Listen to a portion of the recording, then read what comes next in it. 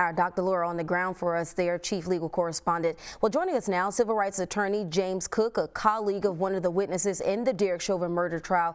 James, welcome back to BNC and thank you for joining us this evening. Thank you for having me. And so, James, a lot, as you just heard, happened last week. Take us back to week one of testimony in this trial. Your colleague, Donald Williams, who was one of the witnesses who called 911. He was very teary-eyed. I watched the video of him on the stand. What was going through your mind when you were watching that? Well, I mean, the main thing for me is that the very emotional aspect of this whole thing.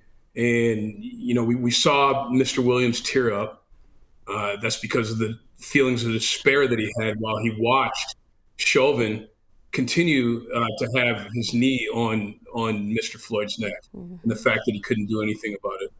And I'll say this, after Mr. Williams' testimony, I think it brings up a lot of raw emotions, and it really highlights the fact that America's emotional intelligence is on trial, right? Because we see the replays, we saw Mr. Williams' testimony, and what it does is it reminds us of the humiliation that Mr. Floyd suffered. The videos remind us of the humiliation that our ancestors have always suffered.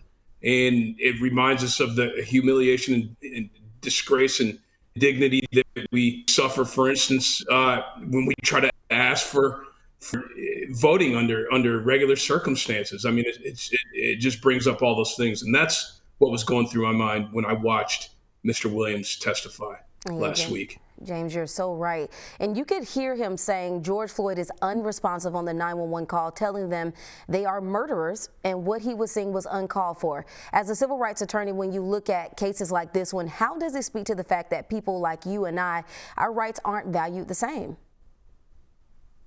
Again, I mean, you know, he had to call the police on the police. And we're really glad that he did that, because what that did was that documented, it documented everything. Yeah. But again, it goes back to the fact that America's emotional intelligence and racial justice is on trial. And again, the other points that I would make about that is when I'm watching Mr. Williams testify, you know, I'm also reminded of things like Colin Kaepernick. I mean, he knelt, and you saw what happened to him.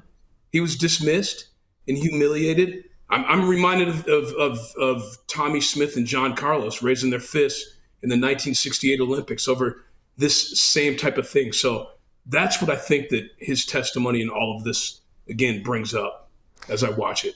And what are you expecting out of week two?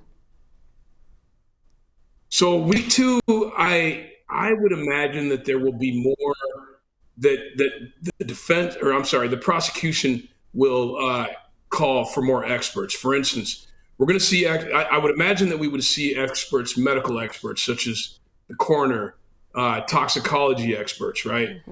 To more or less testify about whether or not it was drugs that were the cause of death as opposed to Chauvin's knee. I also imagine that we'll see police practices experts. Why shouldn't we? We've already saw a precursor to that when they discussed the policies and procedures. For instance, the one thing that I would call are post experts, and that's police officers' standards and training experts. And specifically, that is post is what all officers have to become certified on in order to become licensed as police officers. And specifically, there are two learning domains which sort of which more or less cover the issues in this trial. For instance, learning domain 20 is very specific about excessive force, and learning domain 37 is very specific about mental illness. So I definitely think that we will see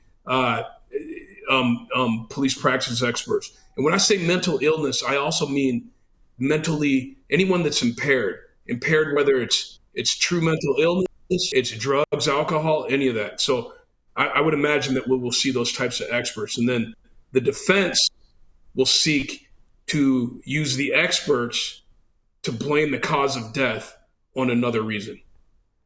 And James, we have to go, but I just want to ask you in one word, are you optimistic about this case? I'm I'm optimistic in that I believe that the prosecution is putting on a good trial, and I believe that Mr. Keith Ellison, has done a great job of putting together the right team with Larry Blackwell.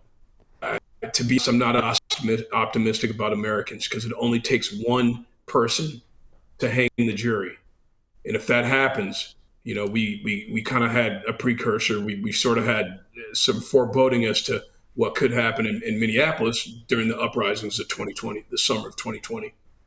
All right, James, thank you so much for your insight tonight. We appreciate your time. Thank you.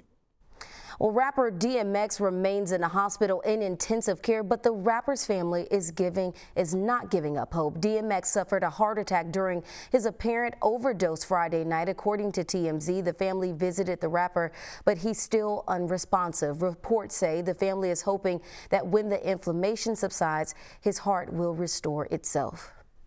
Up next, reliving the graphic video of George Floyd's arrest left some witnesses overwhelmed with emotion. After the break, again, we'll show you the highlights of some of the most powerful moments of week 1 of the trial.